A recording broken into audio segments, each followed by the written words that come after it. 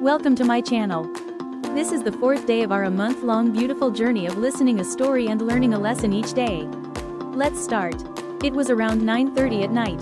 A gentle cool breeze was drifting in through the window, and a small bulb, not too bright, lit the room just enough to make the desk visible. Neeraj's book lay open, but his mind was wandering. He had been preparing for a government job for over a year. Many times he felt he couldn't do it anymore, and many times he felt left behind. But his father always said, "Son, when the mind gives up, victory stands just a little further ahead." Tonight, those words echoed in his head, yet his heart felt heavy. Neeraj remembered how enthusiastically he had started studying. On the first day, when he bought his books, he returned home and arranged them with the care of a soldier readying his weapon. His father had placed a hand on his shoulder and said, "Study well, you'll make it." His mother had made him tea, her eyes filled with pride. The whole house seemed to be tied to his dreams. That day, Neeraj had a strange fire inside him, a desire to achieve something. But as time passed, that fire flickered, sometimes shrinking to a small flame, sometimes on the verge of going out. Sitting in the room, Neeraj's eyes suddenly fell on an old photo hanging on the wall. He was young in the photo, maybe 7 or 8 years old. That year, he had come first in school. In the picture, he was holding his report card, and his mother was hugging him tightly. Her eyes sparkled, and his father's eyes were filled with pride. Neeraj remembered that face, his confidence, innocent joy, and the feeling that he could achieve anything.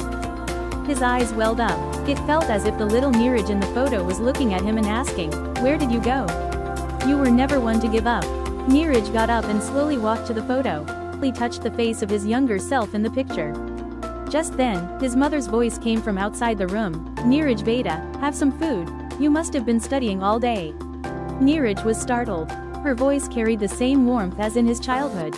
And suddenly, he realized that the people he was working hard for still believed in him unconditionally, without question. For them, his effort mattered more than his success or failure. His mother entered the room with a plate of food. She looked at him, then into his eyes. "Is everything okay?" she asked softly.